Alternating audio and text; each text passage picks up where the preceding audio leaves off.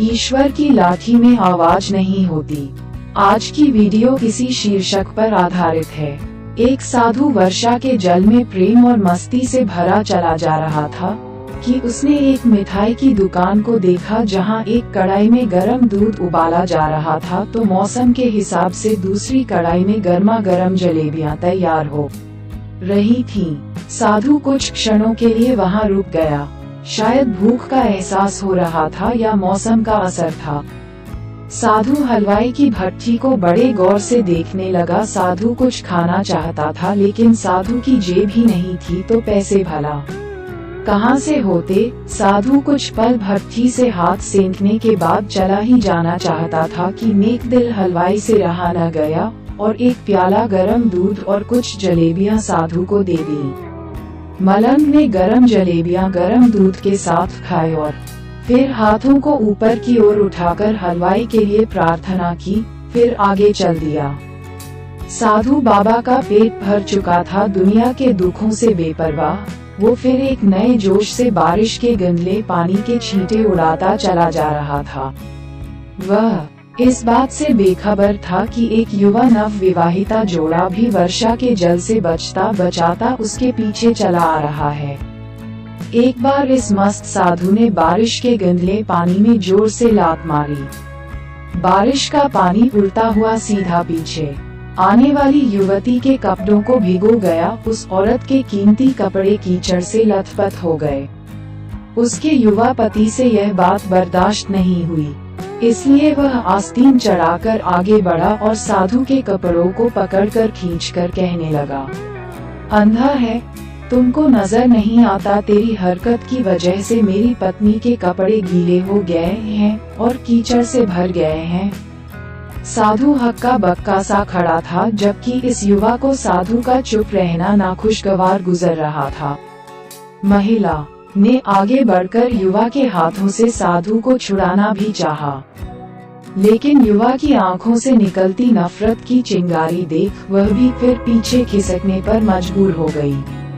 राह चलते राहगीर भी उदासीनता से ये सब दृश्य देख रहे थे, लेकिन युवा के गुस्से को देखकर किसी में इतनी हिम्मत नहीं हुई कि उसे रोक पाते और आखिर जवानी के नशे में चूर इस युवक ने एक जोरदार थप्पड़ साधु के चेहरे पर जड़ दिया।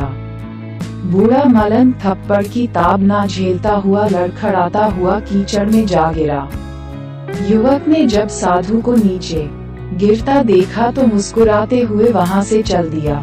बूढ़े साधु ने आकाश की ओर देखा और उसके होठों से निकला, वाह मेरे भगवान, कभी गरम दूध जलेबियां और कभी गरम थप्पड़, लेकिन तू जो चाहता है मुझे भी वही पसंद है। ये कहता हुआ वह एक बार फिर अपने रास्ते पर चल दिया। दूसरी ओर वह युवा जोड़ा अपनी मस्ती को समर्पित अपनी मंजिल की ओर अग्रसर हो गया। थोड़ी ही दूर चलने के बाद वे एक मकान के सामने पहुंचकर रुके। वे अपने घर पहुंच गए थे। वो युवा अपनी जेब से चाबी निकालकर अपनी पत्नी से हंसी मजाक करते हुए ऊपर घर की सीढ़ियां तय कर रहा था। बारिश के कारण सीढ़ियों पर फिसलन हो गई थी। अचानक युवा का पैर फिसल गया और वह सीढ़ियों से नीचे गिरने लगा। महिला ने बहुत जोर से शोर मचाकर लोगों का ध्यान अपने पति की ओर आकर्षित करने लगी, जिसकी वजह से उसके संबंधी और दूसरे लोग तुरंत सहायता के लिए युवक की ओर लपके और अस्पताल ले गए। युवक का सिर फट गया था और कुछ ही देर में ज्यादा खून बहने लगा। लोगों ने दूर से आते साधु बाबा को देखा तो आपस में कानाफूसी होने लगी कि निश्चित रूप से इस साधु बाबा ने थप्पड़ खाकर युवा को श्राप दिया है, तभी उसे चोट लगी।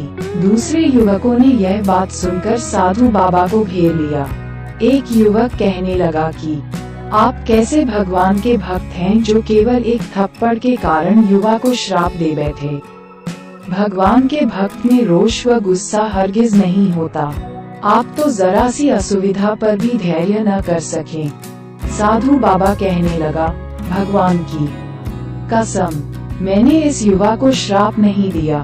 अगर आपने श्राप नहीं दिया तो ऐसा नौजवान युवा सीढ़ियों से कैसे गिरा कि उसे इतनी गंभीर चोट आई।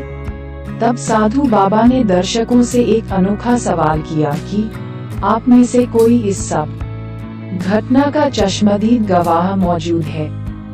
एक युवक ने आगे बढ़कर कहा, हाँ, मैं इस सब घटना का चश्मदीद गवाह हूँ। साधु ने अगला सवाल किया, मेरे कदमों से जो कीचड़ उछला था, क्या उसने युवा के कपड़ों को दागी किया था?